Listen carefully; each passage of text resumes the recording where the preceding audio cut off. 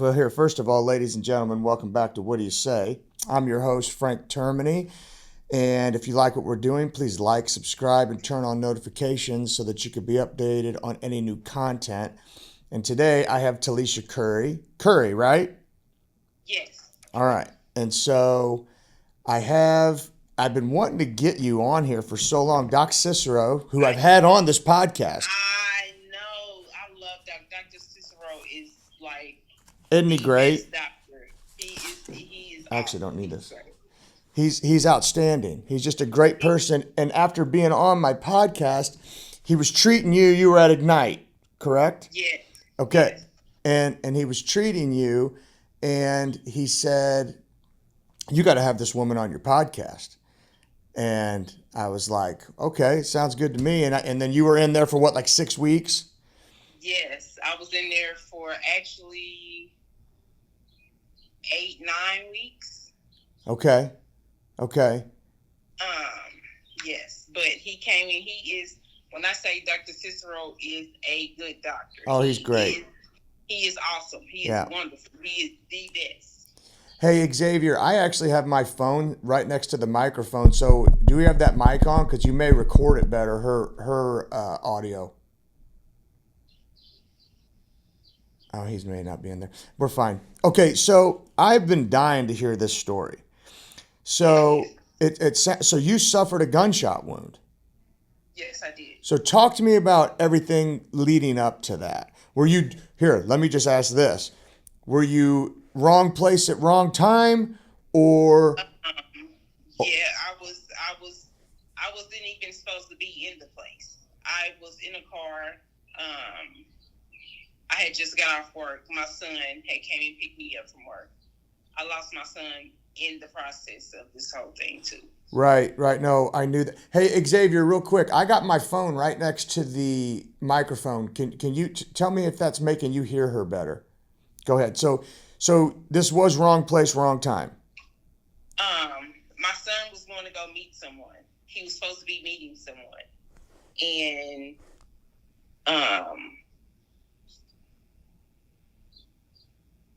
they killed my son, shot me, shot the other girl that was driving. My son was in the front seat. We were in a car. I had just got off work because I am a nurse. Where did you work?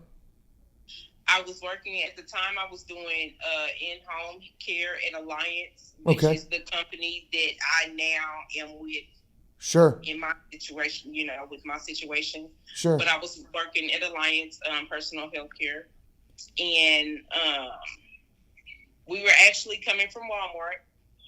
My son had a full ride to Mizzou College, 4 years. He was leaving that following week.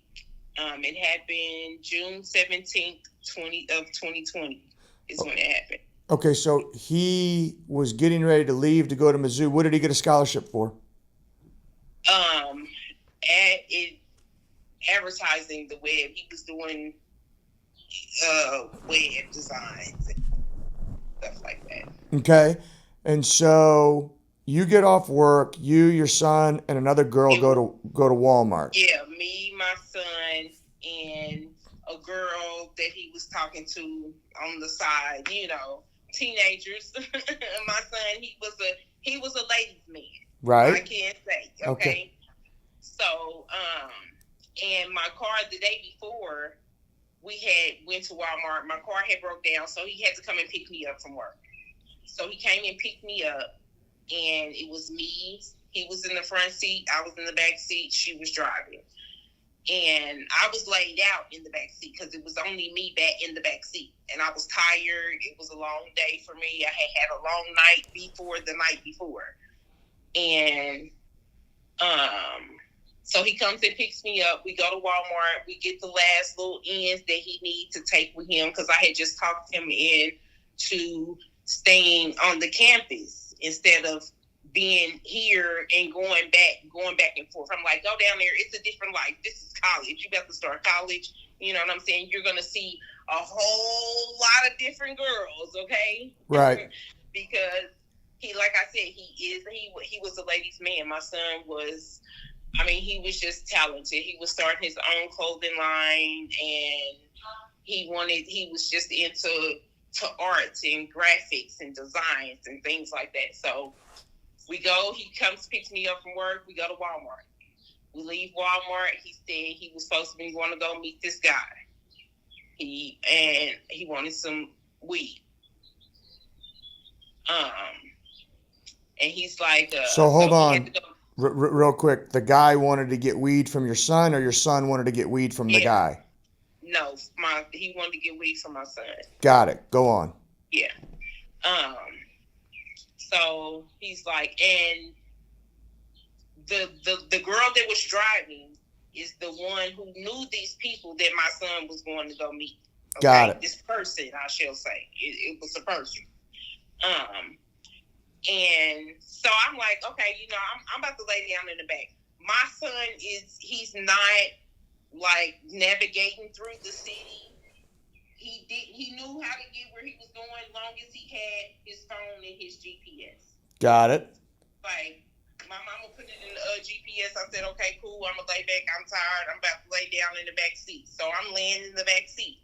I'm kind of half sleep. I'm asleep, but I'm really not sleeping too hard because I know they GPS and she's from up north. He don't know his way around town and the blocks that we be on. And so I'm just trying to make sure we get there because I'm ready to go home and really get in my bed. So we get to where we're going, and he rolls his window down. It's June 17th at 3:00 in the evening. So it's hot as hell, okay, outside. We had the air on. His window was down. Everybody else's windows was up. I'm laying down in the back seat. He's in we pull up, and the house we were supposed to pull up in front of, there was like cars. It's a one-way street, and there were cars. So we was like actually two houses up. We pull over, we park.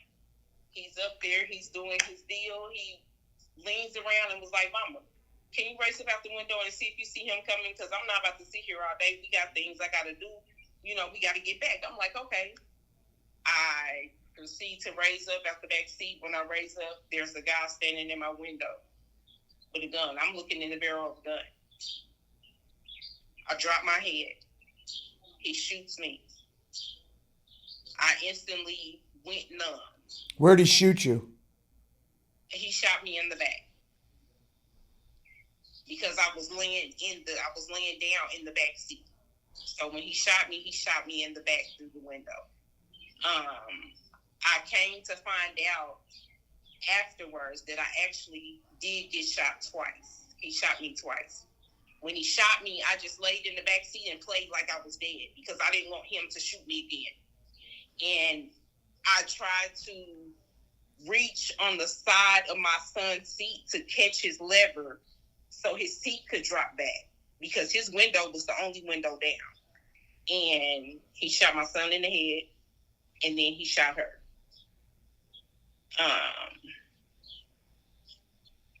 We were still sitting there maybe 2 minutes. I finally tried to scream and talk to tell the girl, go, go, go, go, go. She finally pulls off. We're on 24th.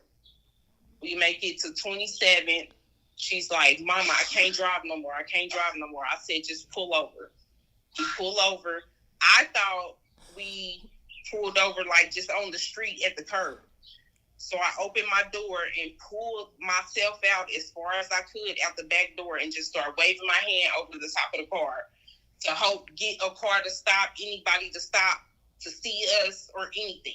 You know what I'm saying? My son was instantly, he was gone. He was done. So let me ask you this question. When this whole thing happened, is your son already in the car or is your son on the outside of the car? No, we were all out the car. Nobody ever got out the car. No, okay, so you guys go, you're getting ready to go sell this guy some marijuana, and all of a sudden some dude just pulls up to the car and just open fires. He's standing when I'm laying in the seat.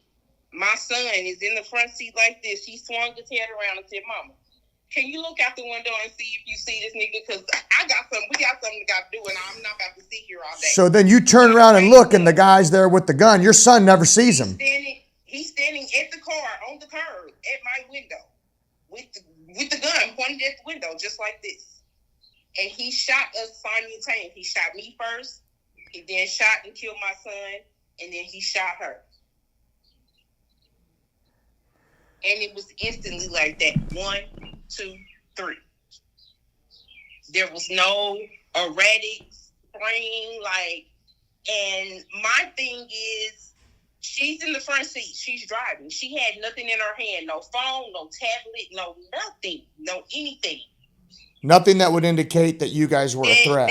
That could take her focus off of. My son's window was the only window down in the whole car. You mean to tell me you did not see this person walk up on the car, because he's standing literally on the curb at my window.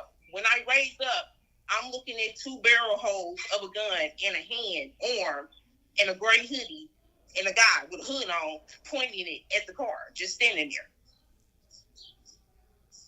I drop my head, and he shoots. The first shot he shot was me, and it was in my back.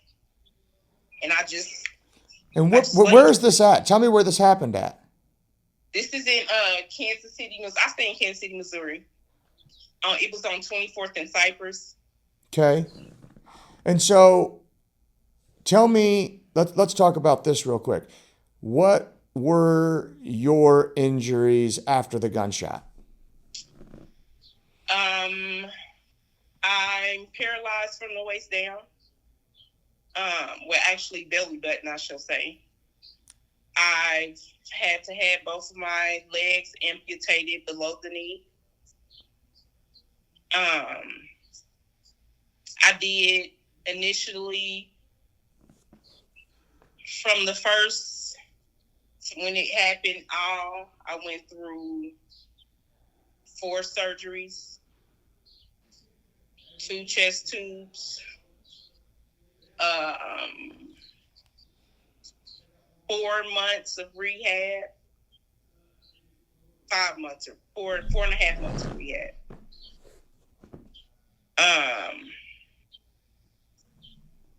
I got out 2021,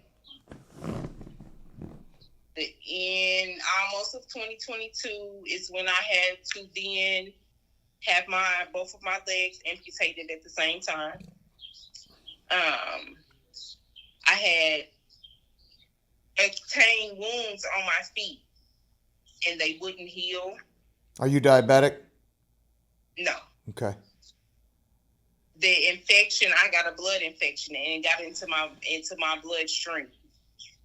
And so I had to go ahead and have both of my legs amputated. It was either my legs or me, and I'm not here anymore. So for 2 legs, 2 feet, they couldn't walk, couldn't move, y'all can go ahead and take it.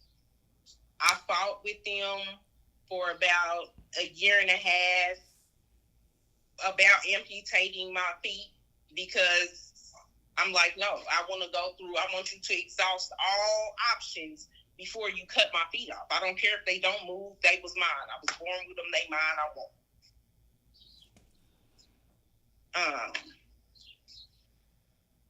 So now, I'm a double amputee below the knee.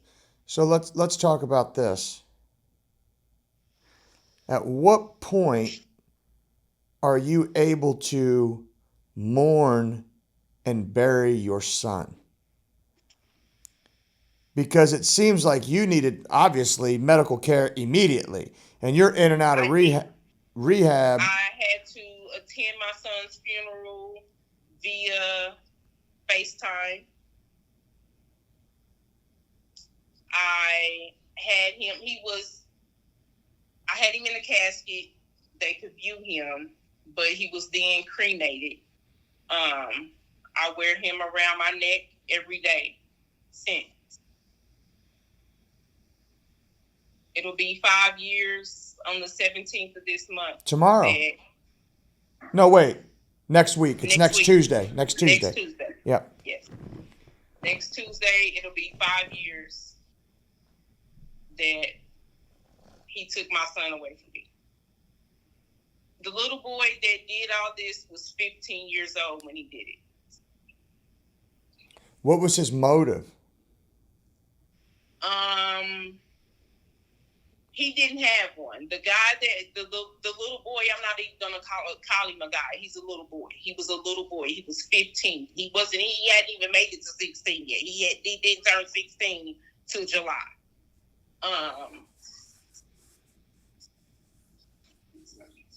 He didn't take anything. He didn't rob us. He didn't attempt to rob us. He didn't try to rob us. He didn't take nothing. Everything we pulled up with, and we made it 3 blocks up and a block down with everything that we had in the car was still in the car. So we don't know what his motive was. He never had a motive. The person that my son was actually supposed to meet is not the person that came out. His brother did. My son was supposed to meet his older brother, which he was 18 at the time. But he couldn't come outside because he was on house arrest. So I took it as you was on house arrest, so you turned to your bro and said, hey, bro, they outside. Go get that weed, and I'm assuming, in my head, I'm thinking rob them, take them, everything they got, and come back. And you, at 15, told your brother, okay, and you went outside, and you took my son's life for nothing. You got nothing. You got absolutely nothing but 30 years in jail. I was going to say, was he tried as an adult? Yes. He tried to get it taken to juvenile court. The juvenile prosecutor called me and said, I refuse to take this case. I'm not going to take it, and I'm sending it back. He needs to be tried as an adult. When I read the pages of what he did, and I read the pages about your son and about you, I refuse to take the case. I will not. He deserves to be tried as an adult. And then how long did that trial last? They caught him October the 24th. It happened June 17th. I got him caught October the 24th. His oldest brother called me on the phone and told me that both of his brothers was at home playing the PlayStation right now, and you can do it how you want to do. You can send the police, or you can send your people. I don't care. Because they have an older brother that does not talk to them, don't deal with them, don't see them, nothing, because they got the same person that killed my son and paralyzed me and just destroyed my family. They got their mother killed like 10 years before this happened in a drive-by shooting. Somebody was did a drive-by shooting on their house looking for them, but no one was at home but their mother, and she died. So their oldest brother. So whatever happened to the middle brother? The kid that he's in jail too. The one that the brother that my son was actually supposed to meet, he's still in jail. Okay. We got both of them, and I wasn't gonna stop until they had options: the police or my people. And just luckily, I had a sheriff that we became a family friend from when my cousin got killed in St. Joe, and he helped us on that case.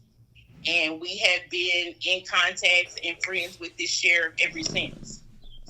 And when their brother called me and told me that they were at home, because the detective that was on my case decided that he was going to go on vacation for 2 weeks not call me and tell me nothing.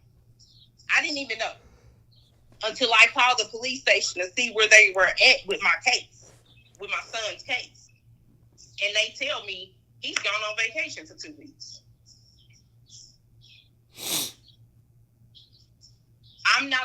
My kids, I have 3 boys. Besides my son that got killed, I have 2 other boys. My kids were not bad kids. They were not hoodlums. They were not out here taking people's things, breaking cars, doing reckless. No. Y'all going to school. All my kids graduated. My son that got killed graduated a year early. Had a full ride to Mizzou. My oldest son graduated a year early. He got pushed up from kindergarten to 3rd grade. My youngest son graduated on time. All my kids want to say they were not bad kids. They made music, smoked a little weed, and bothered me every day and all day of their life. Was with me all the time. When you seen me, you seen them. They were with their family, brothers, cousins. Like all the friends, all the people that around them were people that they went to school with from kindergarten all the way up, Like they were not menaces. They were not bad boys. All they did was rap, smoke a little weed, and that was it. My son was the goofiest kid ever. Like, he didn't like to see people cry. He didn't like sad things. Like, he couldn't stand it. He could come in and you could have been having the worst day and people come in and just do something just crazy to where you just be like, you not even worried about what you was worried about before. That's the kind of kid he was. Those was the kind of kids I had. So they didn't have to look over their shoulder or none of that. They had morals. They had respect. You know what I'm saying? And a 15-year-old kid took one of the best things I ever did in life from me and robbed him of the rest of his life for nothing. Which he turned around March 24th of last year. He killed himself in jail. And so let me ask you this. I have quite a bit of questions. Tell me, and this may sound like a stupid question, but how did, when you found out he killed himself in jail, tell me the emotions you had. Was it good? Fuck him. Was it, man? I wish he was. Was it? I talk to God about this a lot because I don't know, but I was happy. I wasn't sad. I wasn't mad. I was happy. It was like. And you felt guilty for being happy. Yes. Yeah. But it was like I had some weight off my shoulder because I don't know that the 30 years that they gave him, if I was still alive and he was getting ready, I don't know if I could let him just walk out them doors like that. Right. I really don't know. So in my head, in my mind, I thank him for doing something to himself so that me and my family didn't have to worry about that. Right. But I know that's probably not, I don't know how that was Sam and how that, but I don't have no sad, no nothing for that because I think that's normal. I think that's probably a normal response. I mean, I would have expected either what you're saying, like, hey, I don't give a shit that he's dead, or I wish he didn't die so that he could suffer longer in jail. Thank you. That's where I'm at with it. Yeah. I feel like you took the easy way out. Right. You took a cowardly way out. Yeah, I mean, You you want took him good. my son's life, and you took part of my life, but then you couldn't deal with the consequences that came with that. No. And you didn't have to do that because that was not even your deal. No, that was your brother. That was your brother's deal. You probably sometimes wish that he was still in there, just being someone's bitch and just getting, Yes. Yes. I know. I would have rather that. I would have took that than you being a coward and not dealing with your consequences of your actions. Right. Because you didn't have to do it. Because you was not even a part of it. This was your brother, your sibling. Somebody that you was out here in the streets with every day, hanging out with, chilling with, playing the game with, having fun with, making money with, being a menace with, whatever y'all was doing, because they have been menaces their whole life. You got your mama killed. 2 days before you killed my son, your house got shot up because the police was coming. They was watching your house. They watched your house get shot up, and they called me and tell me that the house got shot up. Your sister in the yard with her son, your nephew, and they shoot up your house again. Y'all house burnt down. Y'all burnt y'all house down at the ages of 4 and 3 and 5 and 9. Y'all done burnt y'all house down. So y'all have not been doing nothing good in life since y'all came out the womb. Y'all just been out here doing whatever. And look where they got you. It got you to take your life. Your other brother that sent you out there to take my son's life is still in jail, doing 30 years, and then he got to do another 30 years after he do that.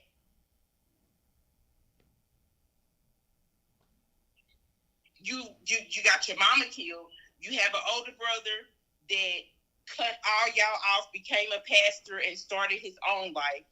And to this day, the older brother that told me they was at home for them to be able to be caught and face these charges, I told him, you will forever be in my grace for that.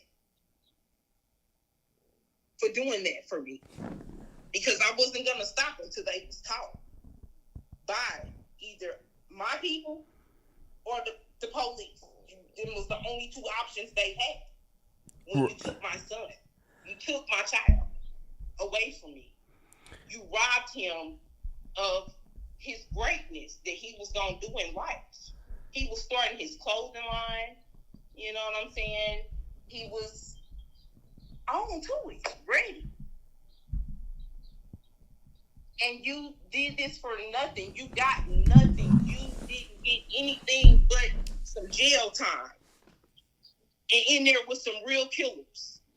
These is real. These is niggas that been in here for 20, 30, 40 years that was really out here doing it, and you was 15 stepping in here with them. And for nothing. You got nothing out of it. You're gonna miss. You can't get married. You ain't gonna have no kids. You ain't gonna see your nieces and nephews grow up. You ain't gonna see your other brother go out and do whatever he decides to do with his life, whatever it's gonna be. Probably not too much or nothing, but hey, you're not gonna be able to see it. And you got nothing. This is what you have to sit in jail in your mind and think about every single day. When they tell you when to get up, when to go to bed, when to take a shower, when to eat, what to eat. This is what goes through your mind, and you got nothing out of the deal. Nothing. Unbelievable. So, I want to talk about here. You know what I'm going to have you do? Because this is about to run out. Hold on one second. Okay. Yeah. Let me see this. Xavier, come in here real quick.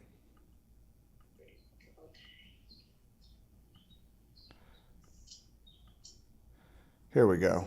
Now, I want to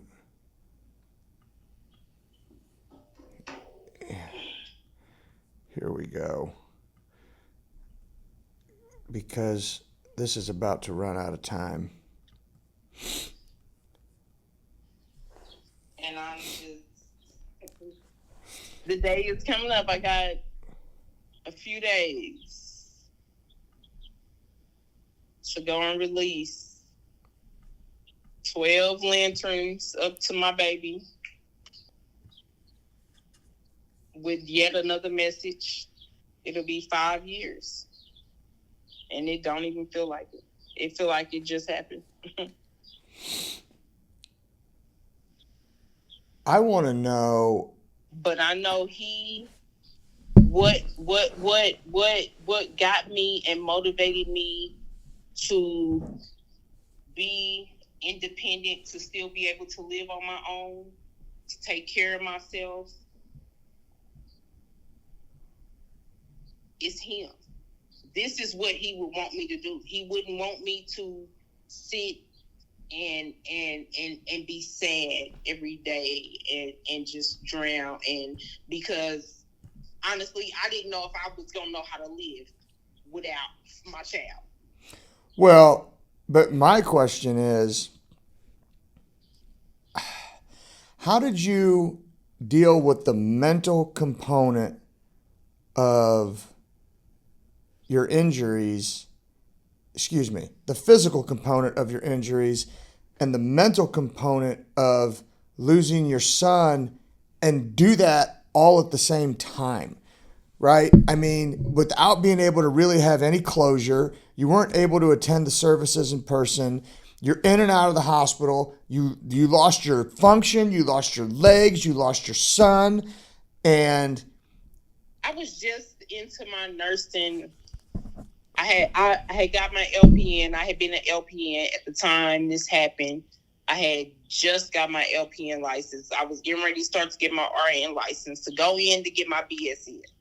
That's what I wanted to do. I've been knowing my whole life I wanted to be a nurse, a doctor. I wanted to help people. I wanted to heal people. That was what I wanted to do. I didn't want to do nothing else. Every time my kindergarten teachers asked me what you want to be when you grow up, I'm going to be a doctor, nurse. Me. What's your second one? Doctor, nurse, that's it. There is nothing else. That's it. I was 6 months into my LPN.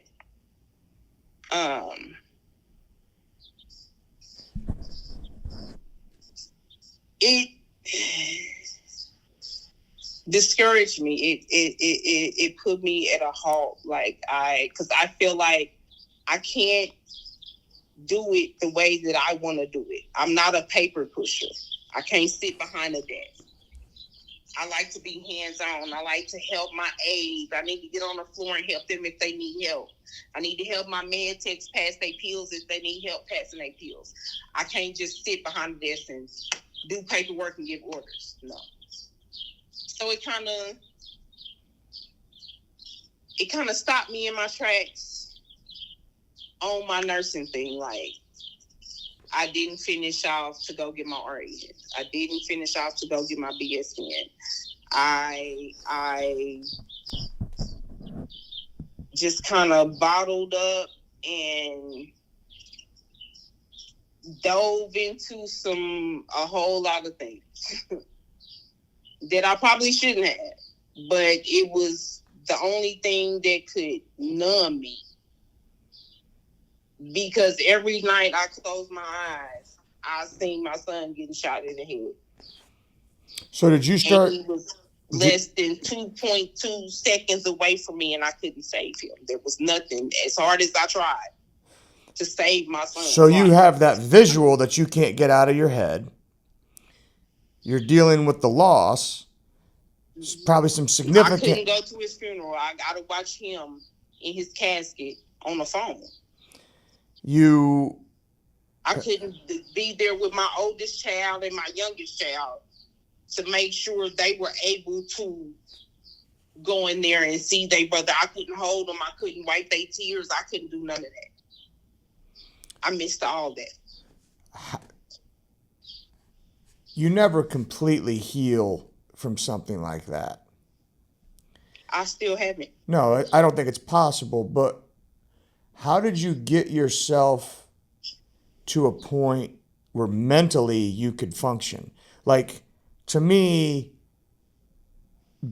I just think about my son and what he would have wanted me to do and how hard he would want me to push if he was still here to deal with this and make it work for me to still be me, because that's what he would have wanted. I know that's what he wanted me to do. When I say he did not like sadness, he did not like you to cry, he couldn't stand for me. He seen tears, he was there. Mama, what you crying for? You know, we don't do that. Wipe your face. He could not stand sadness. so were you doing, clearly you lost use of your legs, you're confined to a wheelchair, so you had tons of therapy, I have to assume. Did they provide you with mental therapy too? Like psychology, psychiatry? They did. They provided me with it. I still haven't went and sat down and actually talked to a therapist yet.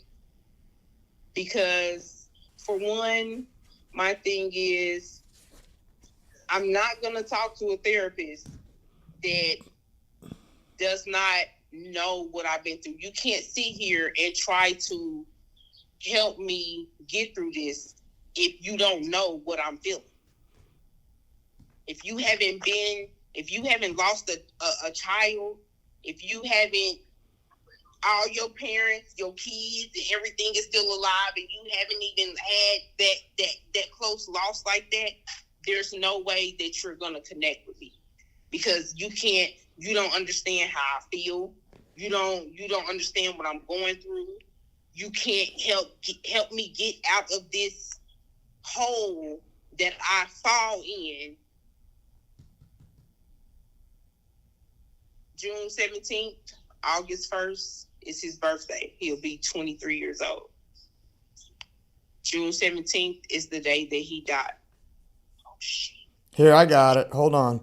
Just click. All you got to do. Click sign in or sign up. Sign. Just here, I'm going to start this meeting. Hold on. 1 second.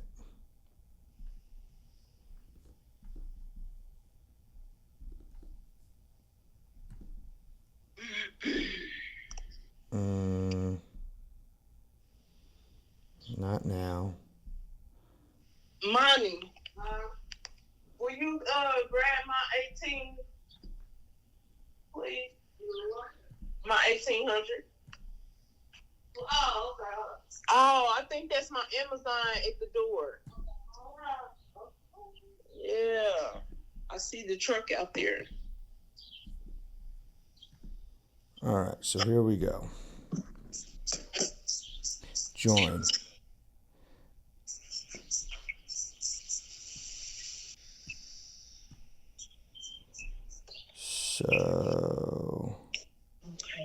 So I'm under my... Go ahead and join. Oh, here you go. Start right here. Boom. Okay, start. I need the ID. There should be another link in your email. Okay. There should be a second email sent to you. You said that. And if you just click that link, okay. it'll make you join. 12. Huh? Yeah. Uh-huh. Yeah. Yeah.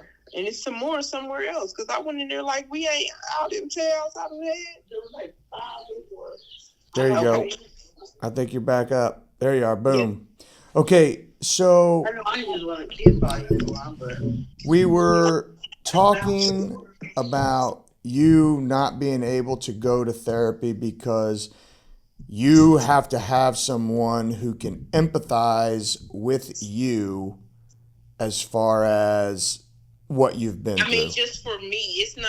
I mean, I Here, don't listen. feel like you're going to be able to help me get through the things that I need to get through, the feelings and the anger that I have in me, that I pray so hard every night that I can release this and get rid of it, because I know I need to. Right. And I can't figure out how.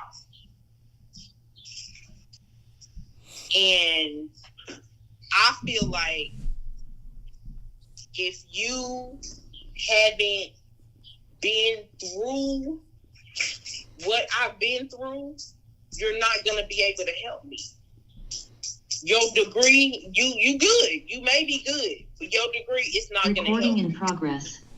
Because you can't connect with me. So I did meet a therapist. She was out in Garden City. She lost her sister. They were in a swimming pool and they were swimming and playing.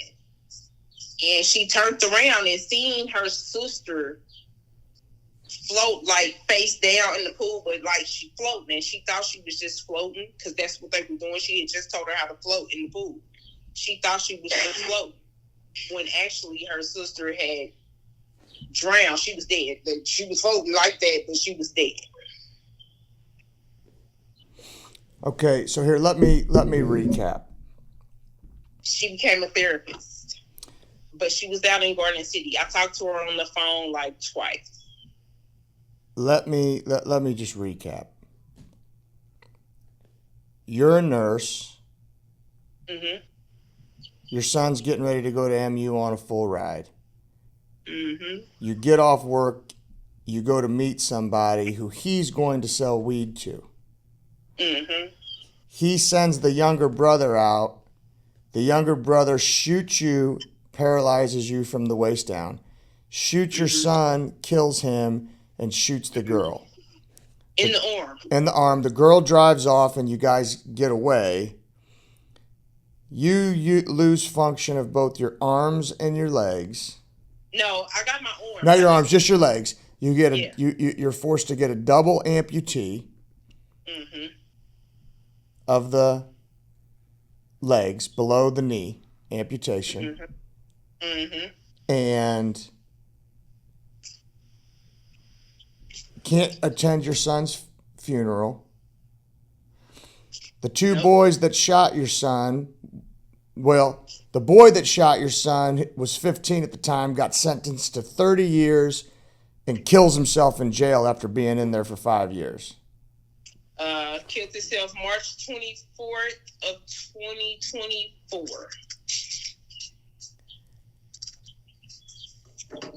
All right. And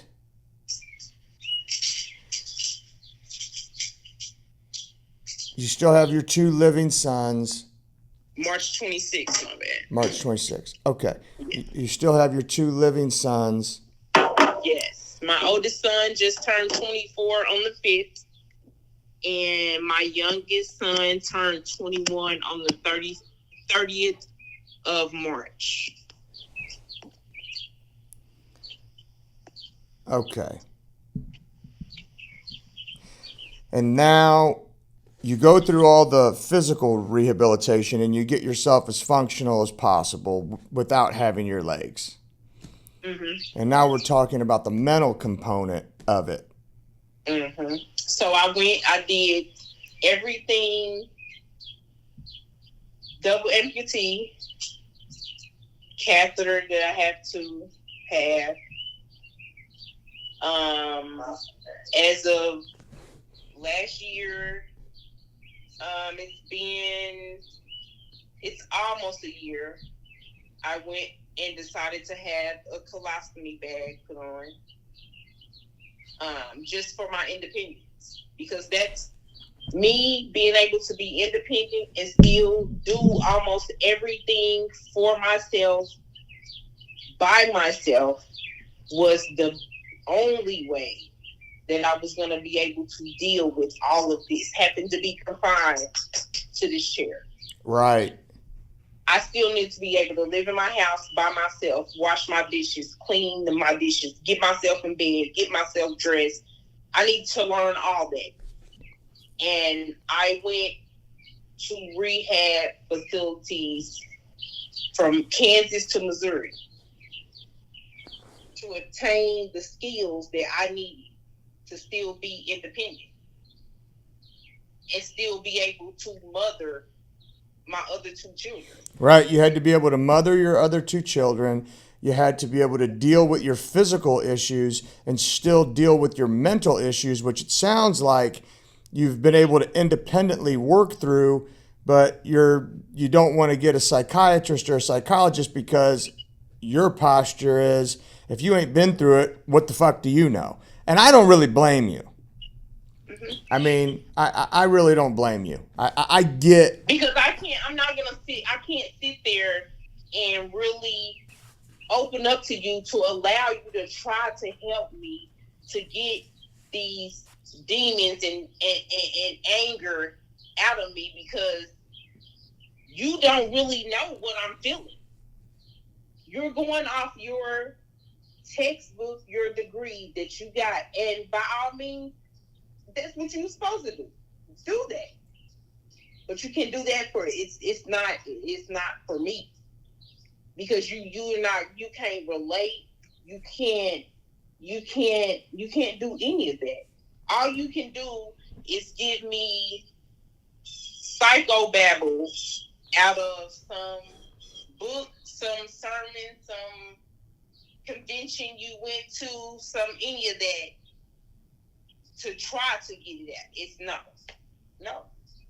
I can't sit and say, oh, yeah, we can't relate because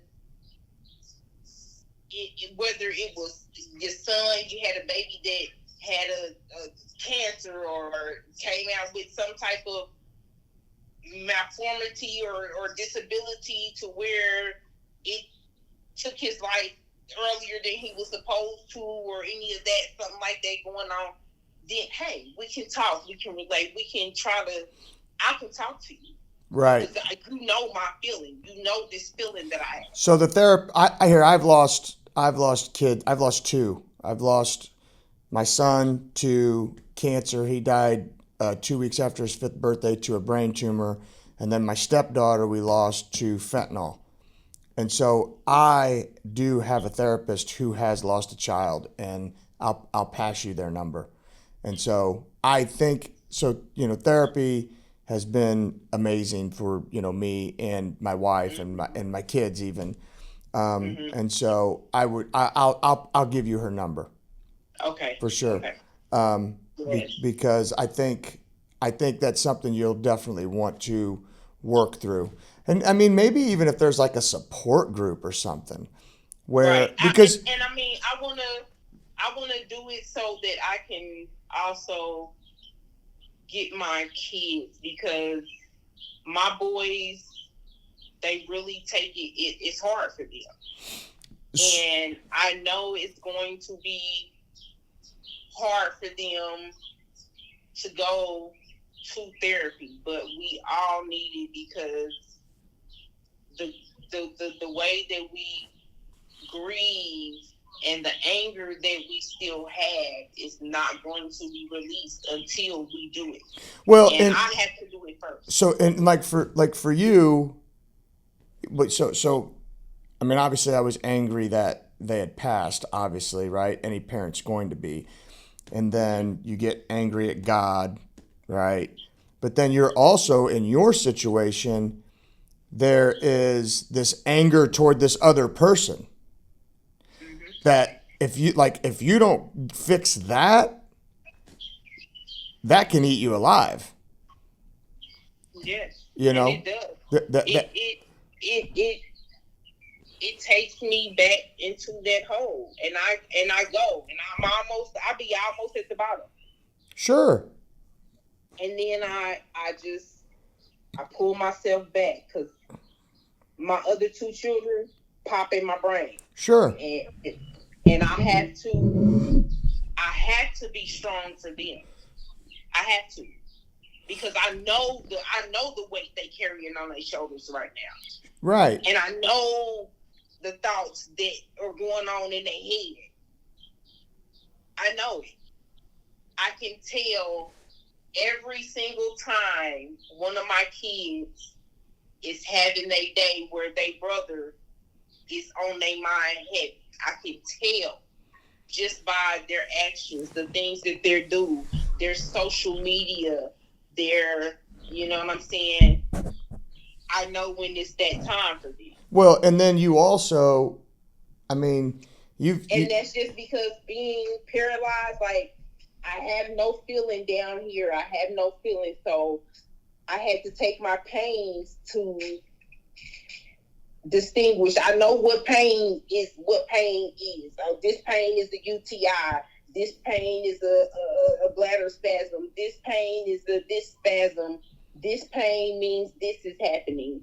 This is how I've had to rebuild my life to know what's going on with me, because there's no feeling down here. I don't feel nothing. So I had to make the little things so that I know what's going on with me.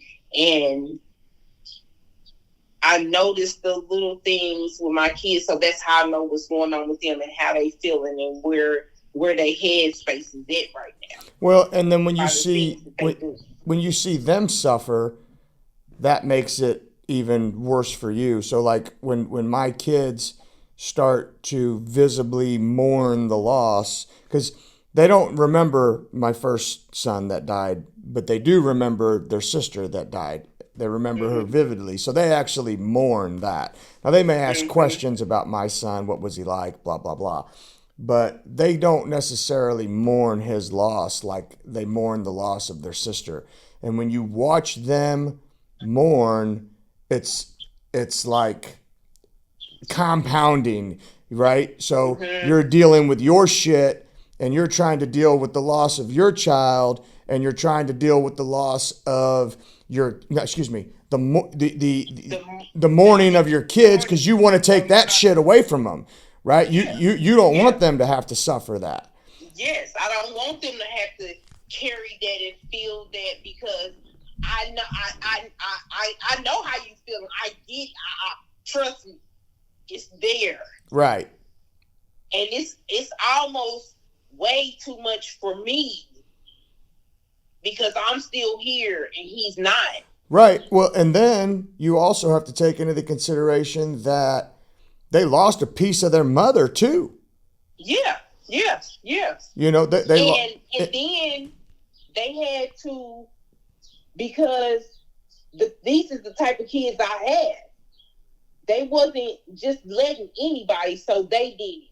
They was wiping my behind, and they was changing my briefs, and they was emptying my catheter, and they was helping me get dressed, and they was having to give me a bath and put me in the shower and get me out the shower and see me again. And I had y'all, so hey, y'all came for me. But the type of kids I had, it had to be done, and it had to be done right. Y'all gotta take my mama, she got it, so y'all ain't gonna do it. It's cool, I got it. I got this. And that was what motivated me to be independent, because I didn't want my kids to have to give me a bath. I didn't want my kids to have to, at 37 and 39 and 42, and they 18 and 17 and 19, you know, and they got to see their whole mama and get her dressed. I didn't want them to have to. That was my motivation for me to be able to do it on my own, so that they didn't have to. Sure. And I did that in therapy. Teach me. I need to know how to get this dead weight over here and move this way and get in my bed and get out my chair, because this is what I got. This is what I'm with right now. And it's gonna be with me forever. So they say on this paperwork, it say permanently forever, and it ain't coming back. But I can say in September of 22 was the first time I seen myself stand up and walk again. The rehab center that I was in, they had this robotic machine that went under my feet and all the way up my back. Right. I've seen them. And it allows you to walk. Right. But you gotta, it'll when it starts up, it's like really robotic for real, like some Jetson type shit. Right. Like it was tight. I was excited. Right. Okay. Yeah. And that was the best. When I say that was the best feeling ever, it had been a year. I had not seen myself up on 2 feet walking down the hallway. And I did that. I walked up and back. It was good for your soul. It was. It was. And my kids, they came and they videoed me, and I was walking, with my little robotic. If I had 80 grand, I would have it right now. Yeah, I guarantee it. Yes.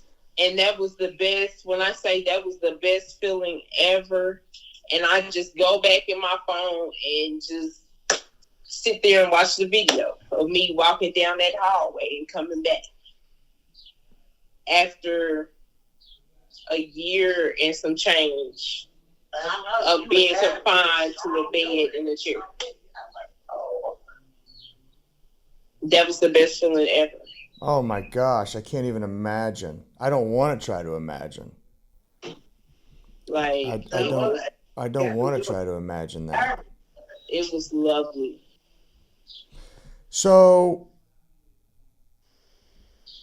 tell me about the other 2 kids. What do they do now? My oldest son, which his birthday was just on the 5th of this month. He just turned 24.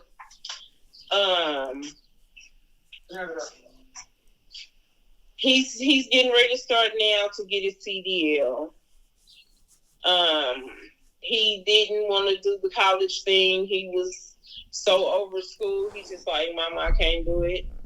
But he can sing and he raps. He's making his music and he's really getting it out there. Good.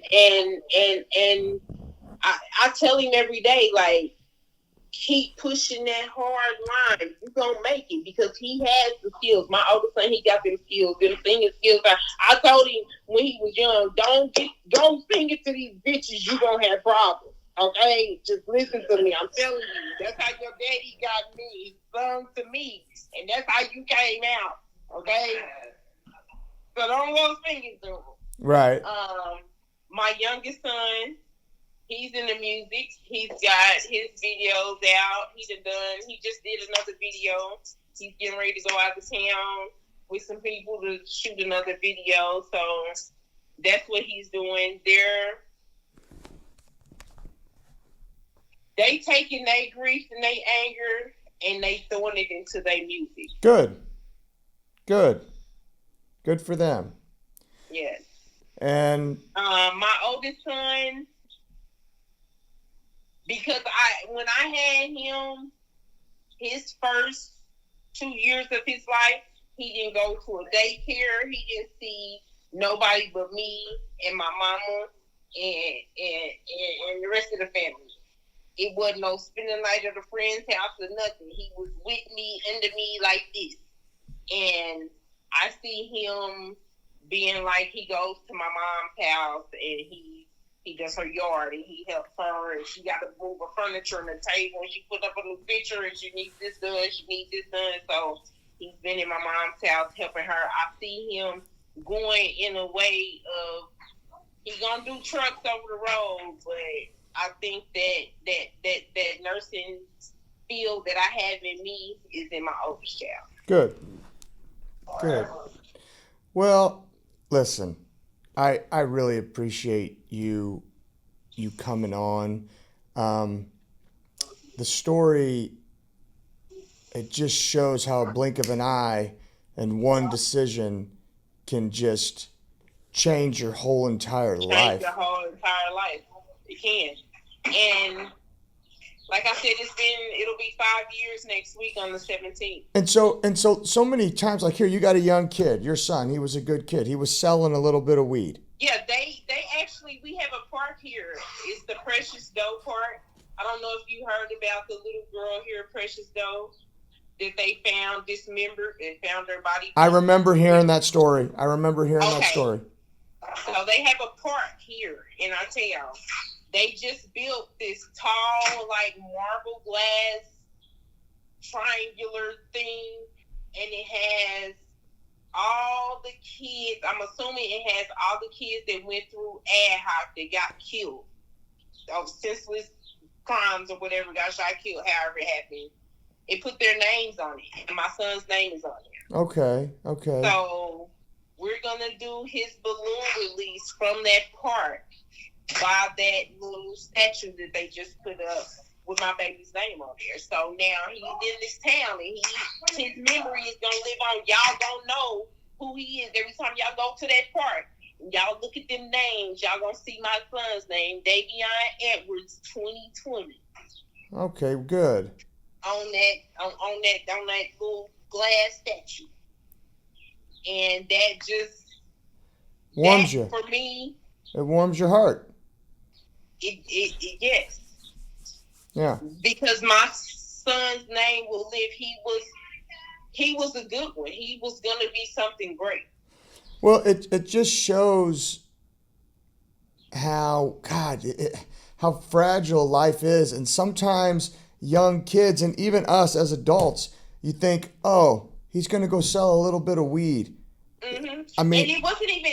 And what's crazy is he didn't sell weed. Like his daddy is a mechanic, and the shop that his dad worked at, the guy that owns that shop, just gave it to him, like, here, take that with you when you go up there, you know, so you had you something, you know what I'm saying? So he wasn't selling it. That was his personal, that was given to him.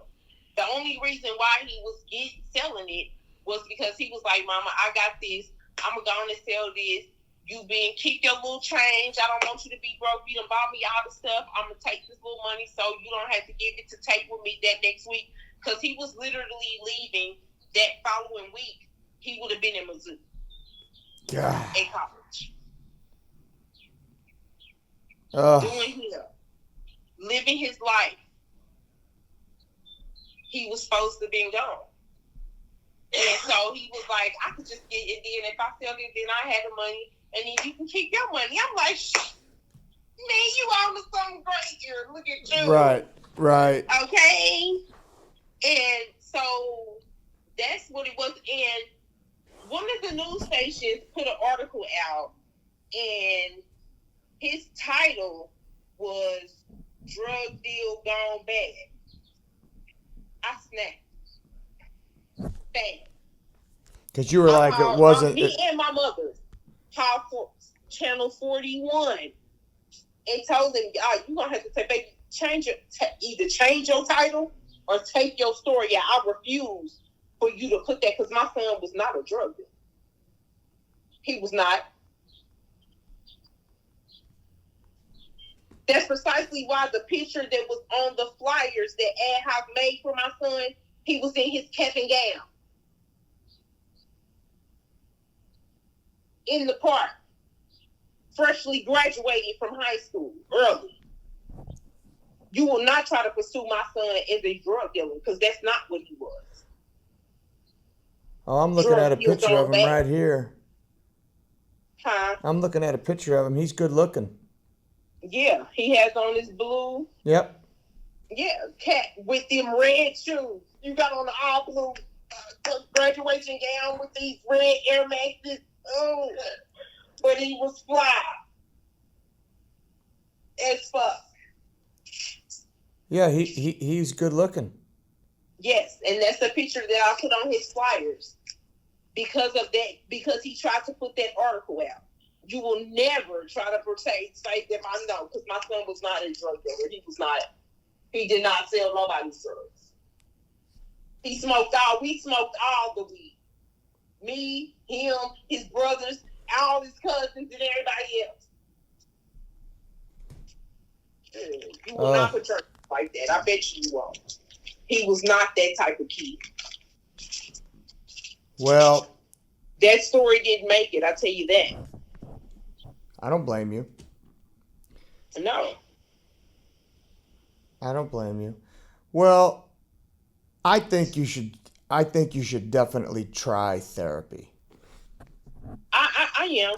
I definitely am. I think I'll give you the name of this therapist that has she's lost a child, and she'll be able to empathize with you, because I feel the same way. I wasn't going to go talk to someone who hadn't went what I went through, and because you're going to sit here and as soon as you say, I know how you feel and I'm sorry for you, you're going to piss me off because you don't know how I feel. Right.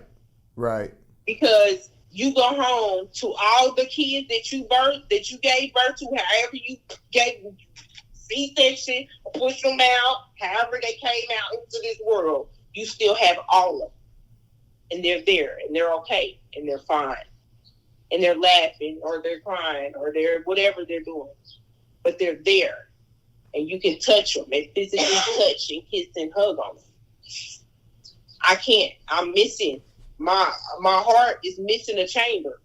Sure. And you cannot sit and tell me and help me be able to deal with it. You can't give me no clues, no directions, no examples, no this to try to get the anger that I had for this boy's family, his other brother that's still in jail, his other brother that's out here. You can't help me release that and get that off me. You can't, because you don't know. Right. You don't have a story to tell me. You don't have one. So I'm just gonna sit here. And that's not what I need. No, I agree. Well, I'll tell you what, I'll send you their number. Okay. I thank you for coming on and sharing this story. Let me ask you, what would you tell young kids who may be dabbling in and out of drugs? I would say there's so much more out here in this world that you can do. I mean, sometimes it may be what you've seen, what you came from, or what you was around, but you take that and change that and turn it into something different. You don't want to be that way because you didn't like that. You didn't like them when they was there. You might not have liked them when they was that way or the things that they was doing. It's not a great life, because just as fast as it comes, it's going to go. And it can come with some things that you may not be ready for. Right, because, I mean, like, at the end of the day, you don't know what's behind your obedience, and you don't know what's behind your disobedience. And so it's like, here, you could choose. So I would say, it's not a good life. It's not gonna get you what you really looking for. Right. And it's gonna get you a whole lot of problems, a whole lot of haters, a whole lot of people that you don't need in your circle, that shouldn't be in your circle, that's only in your circle to see what they can get from you or do to you. Right. When they see your fast money coming and they ain't got none, they gonna want it. Right. Because they looking at your lifestyle and they hanging with you. And they think it's grand. They can start feeling a certain type of way. It's not worth it. Right. It's not worth it. Go to school, get an education, go to college, get you some degrees, and have your own. It's nothing like having your own. It's better. It's easier. You ain't got to look over your shoulders. You ain't got to worry about the police coming and taking all of it away, and then you ain't got nothing. For what? So you was out here hustling and doing all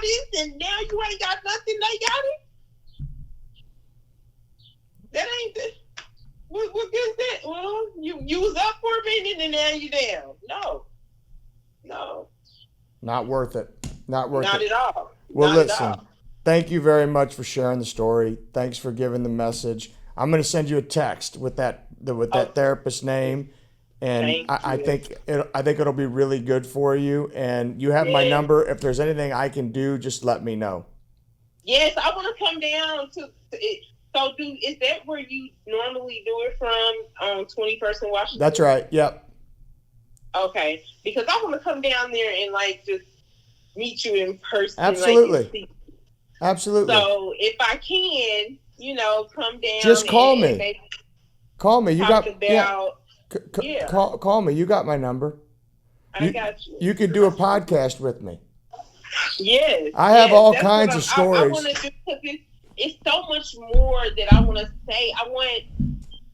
There's so many other people that are probably in the same position I'm in, and they may not have lost nobody with it coming, them being in the wheelchair that feel like their life is over. No, you can still live. I still get out. I still be outside. Right.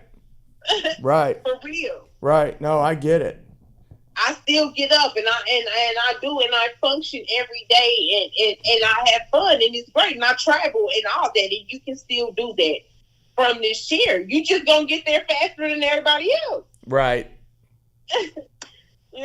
So. Well, yes. Doc Cicero said, he told me, he said, listen, she's paralyzed from the waist down, but she's got a beautiful mind and a beautiful soul. And I can't agree with them more. I think you're a very, very strong person, very strong person. And I commend you for what you've done and the perspective that you've taken despite your circumstances. I really do. And so thank you very much for coming on. Yeah, see, this right here. Hold on, let me back up. This is this is Bupalina. And she purple. That's my favorite color. There you go. There you go. And I'll race you one day. I'm gonna come down there. There you go. All right. All right. Sounds good. Well, thanks so much again. Thank you. We'll talk soon. Okay. All right. Bye.